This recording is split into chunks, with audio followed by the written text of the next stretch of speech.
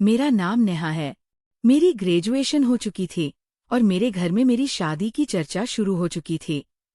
मेरे पापा ने अपने एक दोस्त से कहा कि मेरी बेटी ने यहाँ के लिए कोई अच्छा सा लड़का देखे।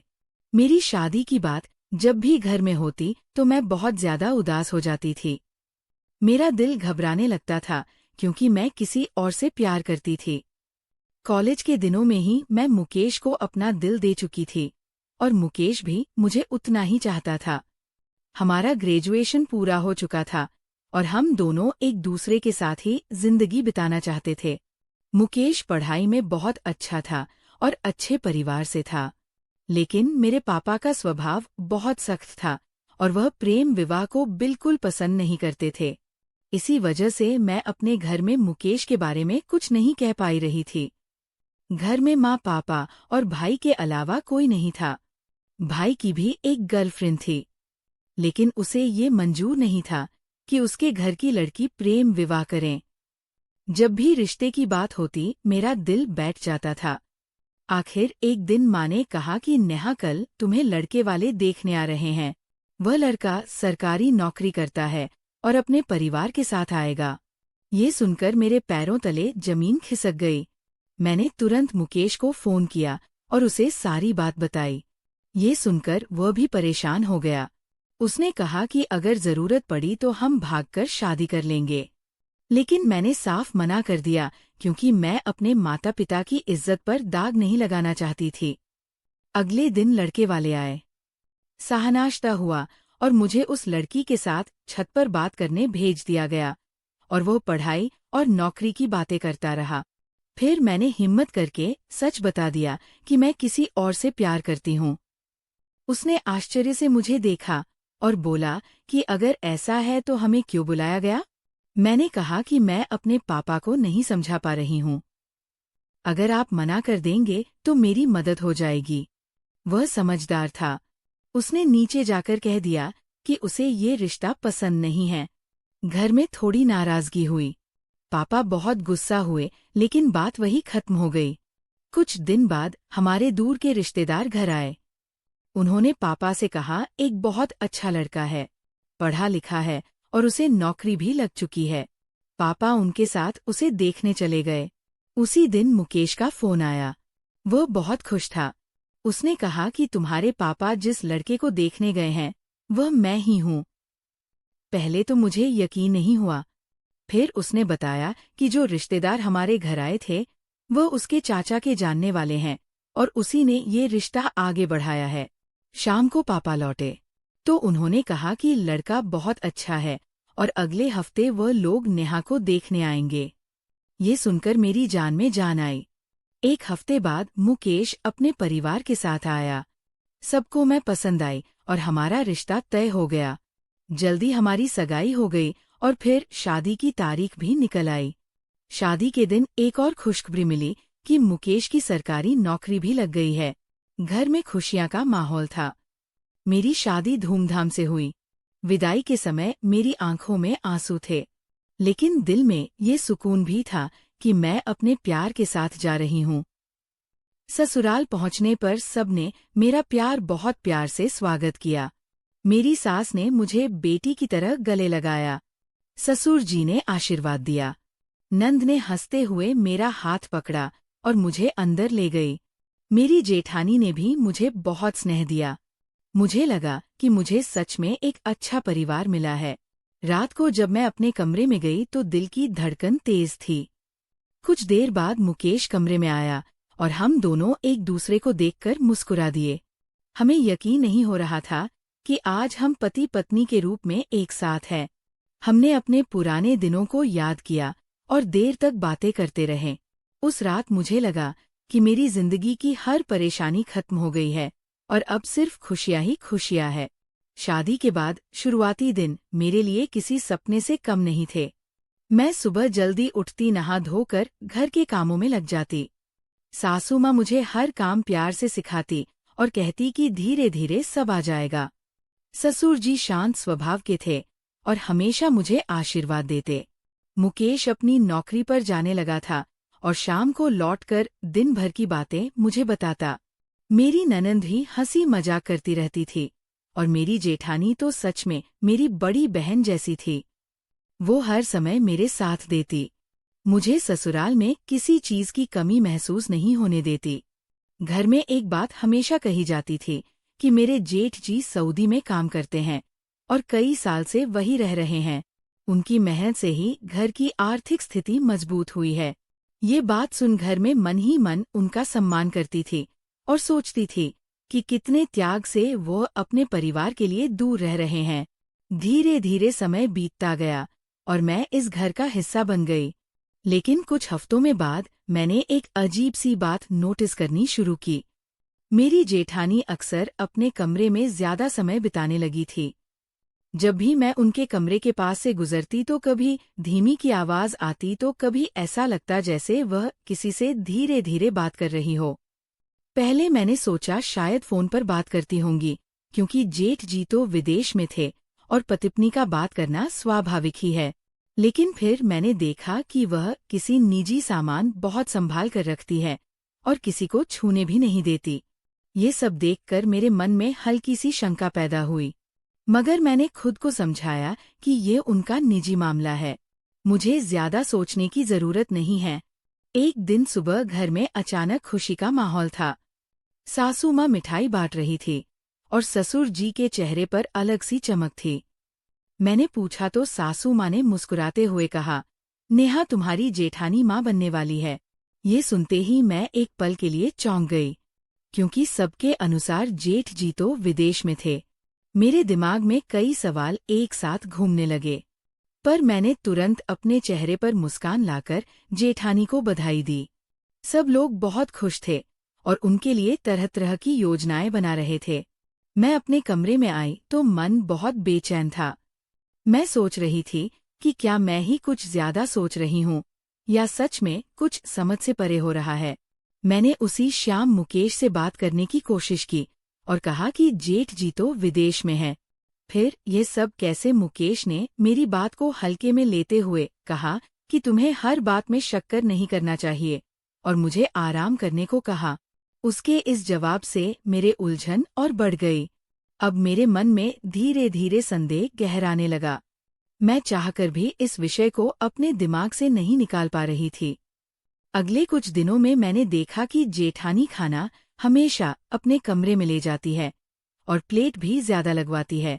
पहले मैंने सोचा कि शायद गर्भावस्था में ज्यादा भूख लगती हो, लेकिन फिर भी मेरे मन में सवाल खत्म नहीं हुए। मैं खुद को समझाती थी और फिर वही विचार लौट आते।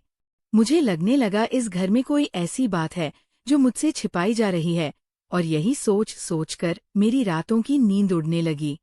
मुझे एहसास होने लगा कि मेरी नई जिंदगी की खुशियों के बीच कोई अनजान राज छिपा है जो धीरे धीरे मेरे सामने आने वाला है। अब मेरे मन का संदेह धीरे धीरे बेचैनी में बदलने लगा था। मैं खुद को समझाने की बहुत कोशिश करती कि शायद मैं ही बेवजह सोच रही हूँ, लेकिन हर दिन कुछ ना कुछ ऐसा दिख जाता जिससे मेरे मन के सवाल फिर खड़े हो जाते। मेरी जेठानी पहले की तरह मुझसे हंसकर बात तो करती, पर अब वो अक्सर अपने कमरे में ज्यादा समय बिताने लगी थी। जब भी मैं अचानक उनके कमरे के पास पहुंचती तो दरवाजा अंदर से बंद मिलता और आवाजें एकदम शांत हो जाती। मुझे लगता जैसे मेरी आहट पाते ही सब कुछ थम गया हो। मैं कई बार खुद पर झुंझला उठती कि आखिर मुझे क्यों इतना शक हो रहा है, पर फिर वही बात सामने आ जाती कि जेठ जी तो विदेश में है और यहाँ घर में खुशियाँ मनाई जा रही है। एक शाम मैंने देखा कि जेठानी रसोई में खाना लेकर जा रही हैं और प्लेट में सामान्य से ज्यादा खाना था। मैंने हल्के से मुस्कुराकर पूछा, दीदी आज इतनी भूख लग रही है क्या? तो वो थोड़ी घबरा गई और बोली, हाँ डॉक्टर ने कहा है कि मुझे एक अच्छा खाना खाना चाहिए। उनका जवाब सुनकर मैं चुप हो गई। मेरे मन में सवाल और गहरे होते गए। रात को जब सब सो गए तो मैं पानी लेने के बहाने बाहर निकली। तभी मैंने देखा कि जेठानी धीरे से अपने कमरे से निकली और आंगन की तरफ देखकर फिर वापस अंदर चली गई। उस पल मुझे लगा जैसे वह किसी को इंतजार कर रही है। मेरा दिल जोर से धड़कने लगा। मैं धीरे से खिड़की के पास गई और अंधेरा अंधेरा था और साफ कुछ दिखाई नहीं दे रहा था। मैं वापस अपने कमरे में आ गई। पर उस रात मेरी आंखों में नींद नहीं थी। मैं सोचती रही कि क्या इस घर में कोई ऐसा सच है जो जिसे मुझसे छिपाया जा रहा है। अगले दिन मैंने मुकेश से फिर बात करने की कोशिश की और कहा कि मुझे कुछ अजीब लग रहा है।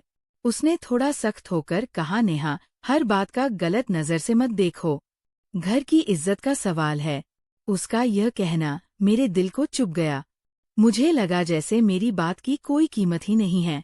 अब मेरे मन में डर भी था और गुस्सा भी। मैं चाहती थी कि सच सामने आए, चाहे जो भी हो। एक रात मैंने हिम्मत करके फैसला किया कि आज मैं पूरी सच्चाई जानकर रहूंगी। सबके सो जाने के बाद मैं धीरे से बाहर निकली और जेठानी के कमरे की तरफ बढ़ी। दरवाजे के पास पहुंचकर मैंने देखा कि अंदर हल्की रोशनी थी और किसी के धीमे कदमों की आहट आ रही थी। मेरा दिल इतनी तेजी से धड़क रहा था कि मुझे लगा आवाज बाहर तक सुनाई दे रही होगी। मैं कुछ पल वही खड़ी रही, फिर वापस लौट आई क्योंकि मत जवाब दे गई थी। लेकिन अब मेरे मन में ये यकीन हो चुका था कि कुछ ना कुछ ऐसा जरूर है जो मुझसे छिपाया जा रहा है। मैं हर दिन और ज्यादा बेचैन होती जा रही थी। मुझे लगने लगा था कि अगर मैंने सच नहीं जाना तो शायद मैं खुद को कभी माफ नहीं कर पाऊंगी। और यही सोचते सोचते मैंने ठान लिया कि अब जो भी होगा सच सामने लाकर ही रहूंगी, चाहे इसके लिए मुझे पूरे घर के सामने सवाल क्यों ना उठाने पड़े। मुझे अंदाजा भी नहीं था कि जिस सच्चाई को मैं गलत समझ रही हूँ वह मेरी सोच से बिल्कुल अलग निकलने वाली है और वही पल मेरी जिंदगी का सबसे बड़ा मोड़ साबित होगा। उस रात के बाद मेरे मन का डर और शक दोनों अपनी हद पार कर चुके थे। अब मुझे हर छोटी बात में कोई रहस्य नजर आने लगा था। अगले दिन घर का माहौल सामान्य था। सासू माँ पूजा में लगी थी। ससुर जी एक बार बढ़ रहे थे। ननंद फोन पर हंस रही थी और जेठानी अपने कमरे में थे। लेकिन मेरे भीतर जैसे तूफान जल रहा था। मैं बार बार सोच रही थी कि अगर सच में कुछ गलत हो रहा है तो क्या मुझे चुप रहना चाहिए? क्या मैं इस घर की बहू होकर भी आंखें बंद कर लूं? आखिरकार मेरे सब्र का बांध टूट गया। शाम को जब सब लोग आंगन में बैठे थे तो मैंने अचानक सबके सामने कह दिया कि मुझे कुछ समझ नहीं आ रहा कि मुझे सच्चाई जाननी है। मेरी आवाज कांप रही थी पर सब तेज थे। सब लोग चौंक कर मेरी तरफ देखने लगे। सासू माँ ने मुझसे शांत रहने को कहा, लेकिन मैंने कह दिया कि जेठ जी तो विदेश में है। फिर ये सब कैसे हो सकता है? मेरे इतना कहते ही माहौल भारी हो गया। जेठानी की आंखों में आंसू आ गए। ससुर जी खड़े हो गए और तभी मुकेश भी अंदर से बाहर आया। उसने सबको चुप रहने का इशारा किया और मेरी तरफ देखते हुए कहा, तुम्हें सच जानना है तो आज सब जान लो। उसके शब्दों में गंभीरता थी। उसने धीरे से कहा कि उसका कोई भी भाई विदेश में नहीं है। ये सुनकर मैं जैसे पत्थर की हो गई। उसने आगे बताया कि कुछ महीने पहले जेठ जी का कुछ लोगों से झगड़ा हो गया था। उस झगड़े में असली गलती किसी और की थी, लेकिन नाम इनके ऊपर डाल दिया गया। मामला पुलिस तक पहुंच गया और जब तक सच्चाई सामने नहीं आ जाती उन्हें कुछ समय के लिए छिपकर रहना जरूरी था। इसलिए पूरे समाज को यही बताया गया कि वह विदेश चले गए हैं। तभी अंदर वाले कमरे का दरवाजा खुला और मेरे जेठ सामने आ गए। मैं उन्हें देखकर स्तब्ध रह गए। सासू माँ की आंखों से आंसू बह रहे थे। उन्होंने कहा कि हमने ये बात इसलिए छिपाई क्योंकि मामला शांत होने तक किसी को बताना सुरक्षित नहीं था और तुम्हारी शादी नई नहीं हुई थी। हम नहीं चाहते थे कि तुम डर जाओ या ऐसे हो जाओ। तो जेठानी रोते हुए बोली कि मैं अपने पति के साथ ही इस घर में रह रही थी, बस दुनिया की नजरों से दूर, और जो खुशखबरी है वह भी इन्हीं की है। मैं जमीन की तरफ देखने लगी। मेरे शब्द जैसे खो गए हो। मुझे एहसास हुआ कि मैंने अधूरी जानकारी के आधार पर कितना बड़ा इल्जाम लगा दिया। मैंने बिना सोचे समझे सबके सामने सवाल खड़े कर दिए। मैंने कांपते हाथों से जेठानी के सामने हाथ जोड़ दिए और कहा, मुझे माफ कर दीजिए, मैंने आपको गलत समझा। जेठ जी ने भी कहा कि गलती तुम्हारी नहीं है, हालात ही ऐसे थे कि शक होना स्वाभाविक था। ससुर जी ने गहरी सांस लेकर कहा कि परिवार विश्वास से चलता है और कभी कभी सच समय आने पर ही बताया जा सकता है। उस पर मुझे अपनी जल्दबाजी पर गहरा पछतावा हुआ। मुझे लगा जैसे मैंने अपने ही घर की नींव हिला दी हो। लेकिन परिवार की मान्यता ये थी कि किसी ने मुझे कठोर शब्द नहीं कहा। सबने मुझे समझाया और गले लगा लिया। उस रात में देर तक जागती रही और सोचती रही कि अगर मुकेश सच बताने में देर कर देता या मैं और आरोप लगा देती तो शायद रिश्तों में दरार पड़ जाती। मुझे समझ आ गया था कि शक की आग सबसे पहले अपने ही दिल को जलाती है और भरोसा ही वो धागा है जो हर टूटती घड़ी को फिर से जोड़ सकता है। उस घटना के बाद मेरी सोच पूरी तरह बदल चुकी थी। मुझे समझ आ गया था कि आधी अधूरी जानकारी इंसान को कितना बड़ा भ्रम दे सकती है और बिना सच जाने किसी पर शक करना रिश्तों को अंदर से तोड़ सकता है।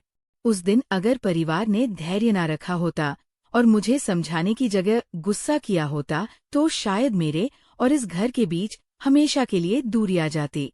मैंने महसूस किया कि नया घर हो या पुराना, हर रिश्ते की विश्वास पर टिकी होती है और विश्वास का मतलब समय देना, समझना और जल्दबाजी में फैसला ना करना। मैंने ये भी सीखा कि हर वह बात जो हमें अजीब लगे जरूरी नहीं कि कोई गलती हो। कई बार परिस्थितियां ऐसी होती है जिनके पीछे मजबूरी छिपी होती है और सच्चाई का सही समय आने पर ही पता चलता है। अगर मैं पहले ही शांत मन से मुकेश से खुलकर बात करती या सासू माँ से अकेले में पूछ लेती तो बात आंगन तक नहीं पहुँचती। इसलिए संवाद भी उतना ही जरूरी है जितना विश्वास। परिवार में रहकर हमें याद रखना चाहिए कि हर सदस्य की अपनी परिस्थिति और अपनी जिम्मेदारियां होती है। हमें उनके हिस्से की कहानी सुने बिना कोई निर्णय नहीं लेना चाहिए। मैंने उस दिन खुद से वादा किया कि आगे से कभी भी शक को अपने दिल पर हावी नहीं होने दूंगी, बल्कि पहले सच्चाई जानने की कोशिश करूंगी। रिश्ते बहुत मेहनत से बनते हैं, लेकिन टूटने में एक पल भी नहीं लगता। इसलिए धैर्य और भरोसा ही हर घर की सबसे बड़ी ताकत है। आज जब मैं पीछे मुड़कर देखती हूँ तो मुझे अपनी गलती पर शर्म भी आती है और साथ ही ये संतोष भी होता है कि समय रहते सच्चाई सामने आ गई और मेरा परिवार और भी मजबूत हो गया। मेरी कहानी की सबसे बड़ी सीख यही है कि बिना पूरी बात जाने किसी पर आरोप न लगाए, क्योंकि सच अक्सर हमेशा हमारी सोच से अलग होता है और विश्वास ही वह रोशनी है जो हर अंधेरे को दूर कर सकती है। दोस्तों, आपको ये कहानी कैसी लगी? कमेंट करके जरूर बताएं।